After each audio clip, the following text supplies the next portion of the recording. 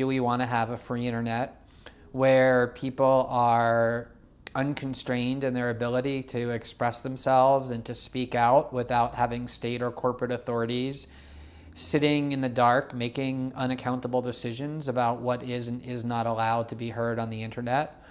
Or do we want to empower entities that a lot of us, including people involved in this discussion, have long been arguing are pretty pernicious, namely Silicon Valley executives like Mark Zuckerberg or Eric Schmidt at Google, or the current government of the United States, led by, in terms of the Justice Department, Jeff Sessions? Do we want to empower institutions like that to make decisions for us about what is true and what is false, what ideas are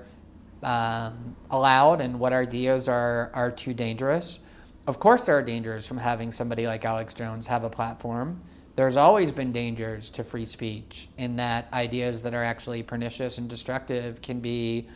aired in a way that other people hear them. But there are also severe dangers to creating a framework, because we're so fixated on our emotional views about Alex Jones,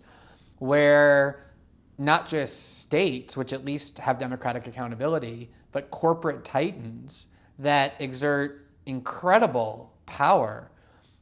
utterly insulated from democratic accountability over what was supposed to be one of the most important innovations in human history, the internet, because of the way it would allow free dialogue, to empower them to start making choices for us about what is true and what isn't true, about what ideas are acceptable and what ideas aren't acceptable. And I think the real question is, do the dangers from allowing people like Alex Jones to speak freely